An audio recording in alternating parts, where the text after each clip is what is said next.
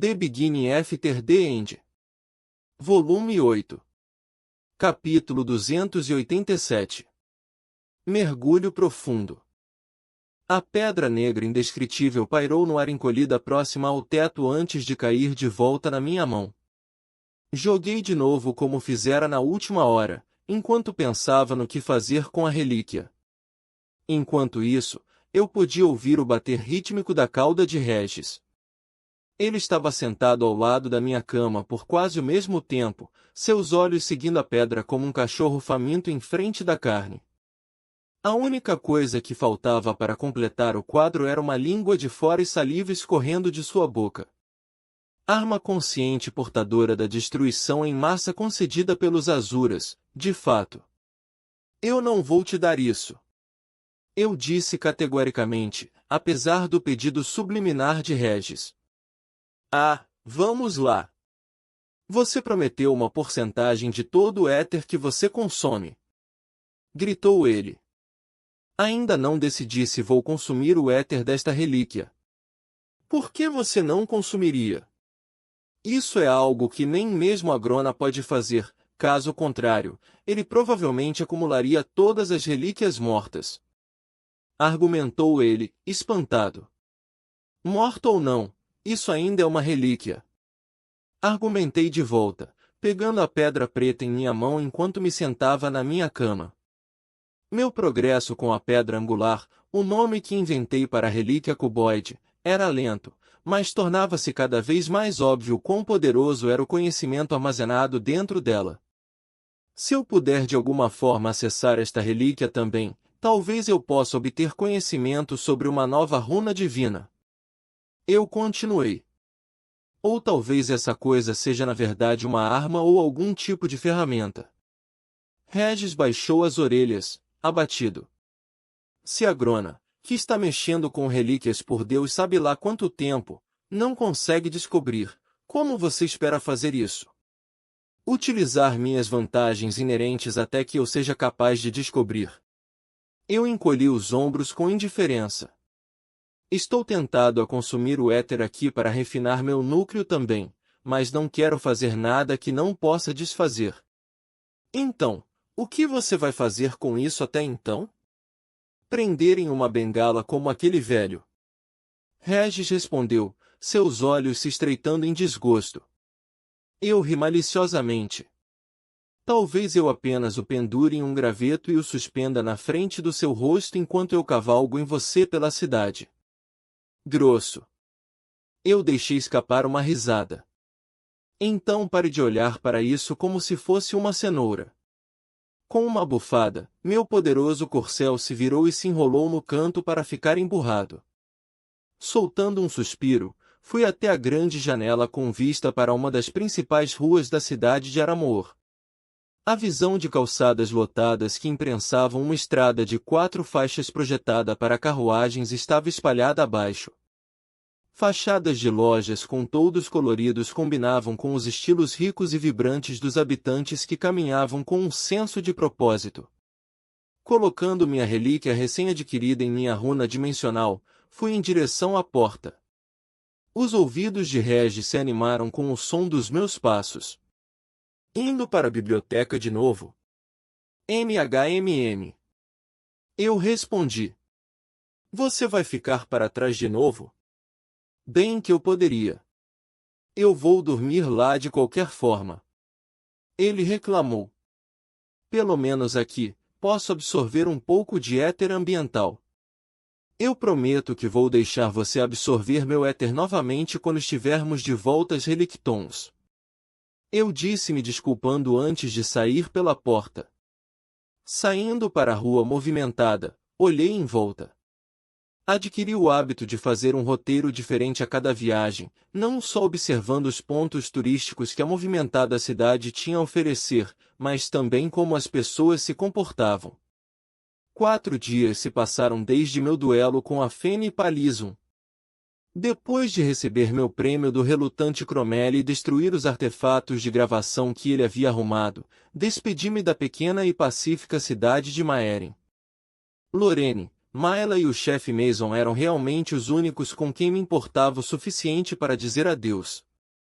Eu presumi que Mayla viajaria para Aramoor conosco, mas descobri que, devido ao quão rara era uma sentinela com sua habilidade inata, ela seria enviada para uma cidade maior capaz de testá-la adequadamente. A geralmente falante Mayla mal havia pronunciado uma palavra enquanto Lorena explicava tudo isso com o máximo de entusiasmo que conseguia reunir, e eu deixei por isso mesmo. As duas irmãs me ajudaram desde minha chegada à Lacria e eu estava grato a elas, mas era só isso. Delmon, o garoto de cabelo desgrenhado que tentou me fazer aceitá-lo como aluno, veio conosco junto com Braxton e um homem mais velho de Maeren que eu não reconheci.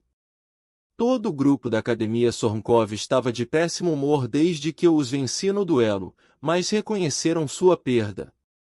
Felizmente, a viagem para Aramoor foi curta, quase instantânea, na verdade. Dentro do porto de desembarque designado na orla do terreno da academia, Cromwell me entregou um pedaço de papel e me deu instruções para uma pousada onde eu encontraria um alojamento confortável, então se despediu de mim. Eu assisti Belmo me dar um largo sorriso antes que ele e Braxton avidamente seguissem os representantes da Academia Sornkov. Atrás deles, silenciosamente, estava o cuidador designado por Maeren. Um leve roçar em meu ombro me tirou dos meus pensamentos. Com licença. Observe aonde você anda. A mulher de cabelo azul com maquiagem colorida que acentuava seus olhos congelou quando olhou para mim. Suas bochechas coraram, mas pode ter sido apenas a maquiagem. Oh, minhas desculpas. Está tudo bem. Eu respondi, sem expressão. Continuei andando, ignorando os olhares persistentes dos transeuntes. Era difícil de admitir, mas mesmo uma suposta cidade pequena como Aramoor poderia deixar a cidade de Chirus no chinelo. Restaurantes especializados em cozinhas de diferentes domínios estavam espalhados um ao lado do outro, enquanto habitantes bem vestidos tomando drinks e conversando descansavam em cafés com pátios externos. E não volte mais! Uma voz rouca gritou à frente. Um velho bem construído, rosto vermelho e olhos semicerrados, estava deitado no chão enquanto o dono da loja do restaurante batia a porta atrás dele. Bah! De qualquer maneira, seu rum tinha gosto de mijo gelado. Gritou o bêbado, jogando a garrafa que segurava na porta. A essa altura, uma pequena multidão havia se formado em torno dele enquanto murmúrios de julgamento e crítica eram ouvidos. O bêbado, porém, não pareceu se importar enquanto cuspia no chão, coçando o ninho de cabelos grisalhos longos e despenteados. Ele, no entanto, me destacou na multidão e me deu um olhar vidrado antes de se afastar com surpreendente destreza, apesar de seu estado de embriaguez. Sem pensar muito nisso, finalmente passei pela fileira de restaurantes e cheguei ao que parecia ser o distrito de roupas. Eu debati por um minuto se deveria comprar algumas roupas novas. Mesmo vestindo a camisa e as calças simples que eu havia comprado na cidade de Maeren, eu estava chamando a atenção, o que eu queria minimizar. No final, me decidi contra isso, não querendo me envolver em coisas frívolas. Passando pelo bairro comercial, caminhei em direção ao pequeno prédio que frequentava desde que cheguei aqui, a biblioteca. Bem-vindo! Murmurou o atendente, um adolescente com ar entediado, sem se importar o suficiente para sequer espiar do livro que estava lendo. Ao contrário do resto da cidade, a biblioteca estava vazia e sem decoração, com muitas estantes de madeira para a quantidade de livros que continha. Enquanto pegava alguns livros que não tinha lido nos últimos dias, encontrei um livro com capa de couro particularmente mais antigo. O que chamou minha atenção foram as manchas vermelhas nos cantos da capa e da costura. Quando abri e folheei as páginas, parecia que as palavras estavam escritas com sangue. Eu levantei uma sobrancelha, estudando brevemente o conteúdo dentro. Bem, isso é novo. Deixei cair o livro ensanguentado na minha pilha de leitura antes de me sentar em uma das cadeiras menos bombas. Olhando para a pilha de livros, deixei escapar um suspiro audível. Era desanimador eu já imaginar que tipo de livros estes seriam, mesmo sem abri-los. Como um continente totalitário governado basicamente por deuses, os livros que estavam disponíveis nesta biblioteca eram principalmente propaganda delineando uma história embelezada onde Agrona e os Vritra desceram sobre a Lacria para ajudar os habitantes e trazer uma nova era de magia e tecnologia sob o porto seguro dos outros, deuses que juraram acabar com todos os inferiores sobrescrito uma.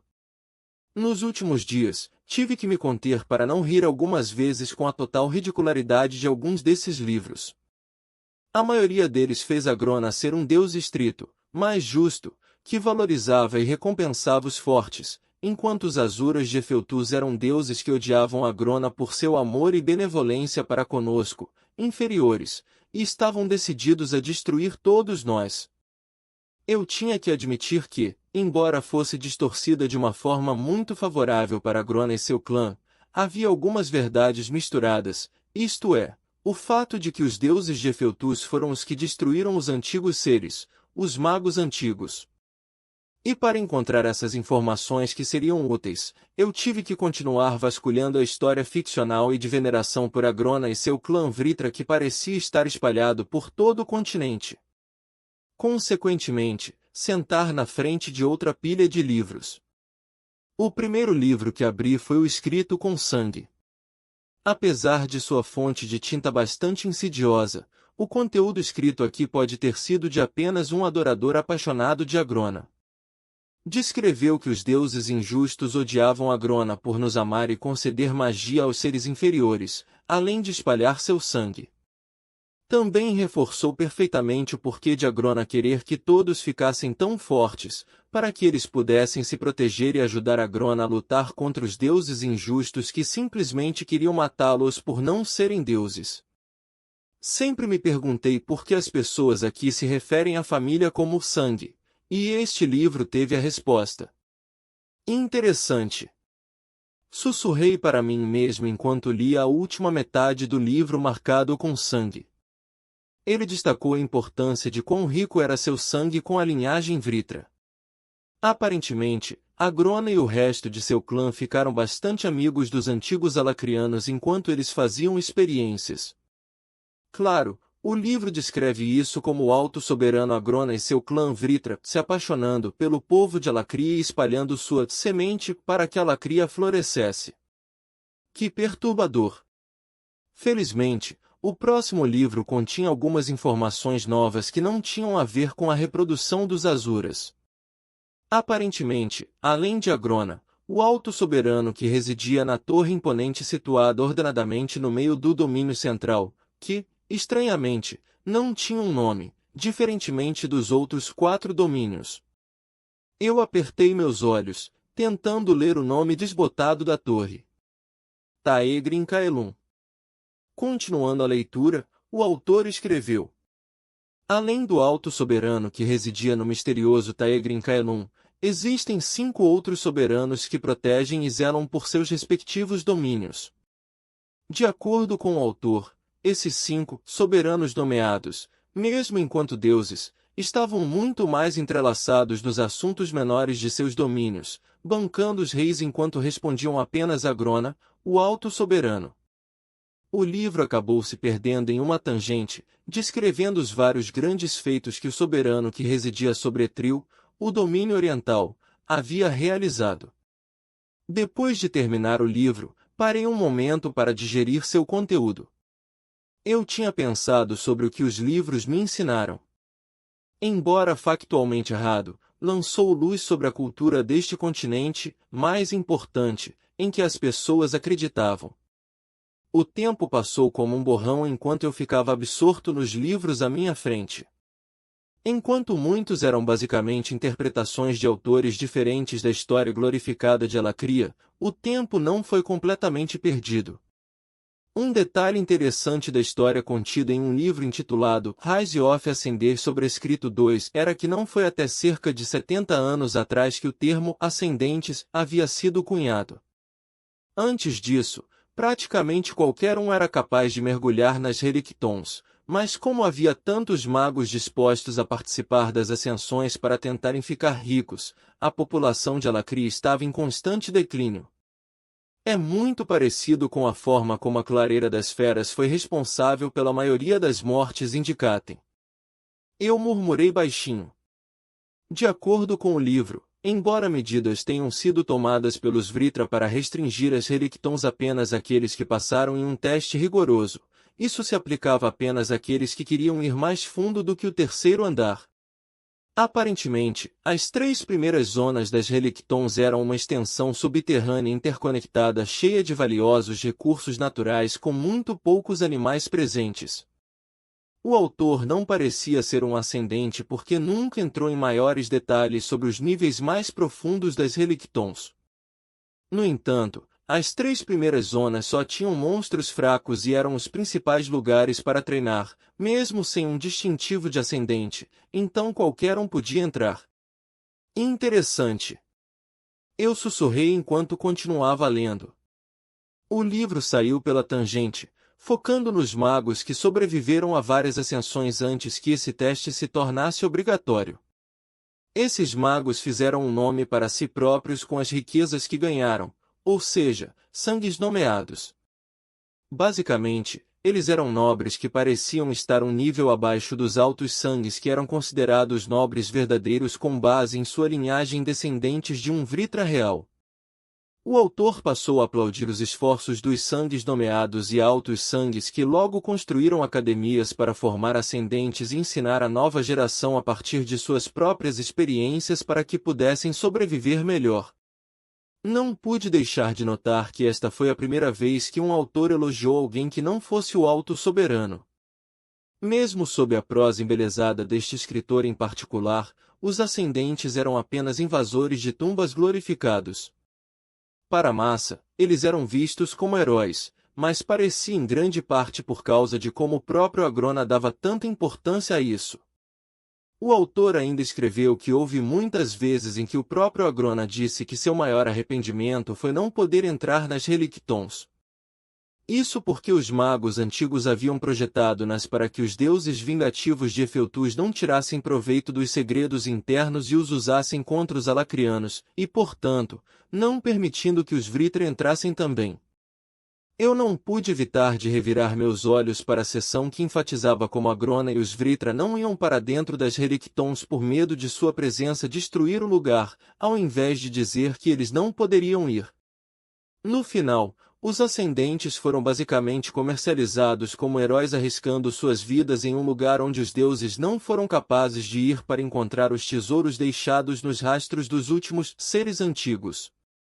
Tesouros que acabariam por ajudar os soberanos a lutar contra os outros deuses. Cuidado! Uma voz soou na frente da biblioteca.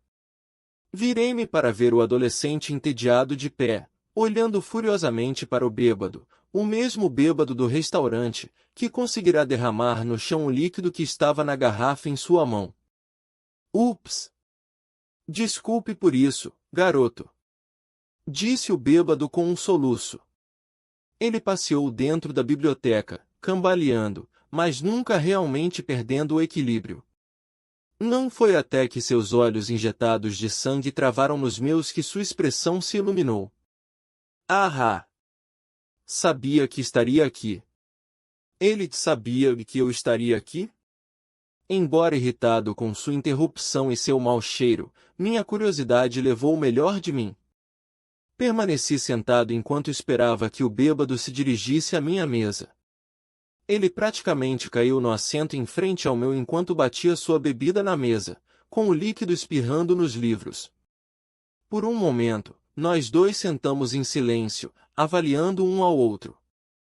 Finalmente, ele abriu um largo sorriso, mostrando uma série de dentes brancos sob sua barba desgrenhada e falou: Então, de que continente você é? Sobrescrito uma inferiores, NR, mudamos menores para que inferiores, o termo vem de lessers, como os azuras chamam os humanos e afins. Sobrescrito 2 rais e off ascenders, ascensão dos ascendentes.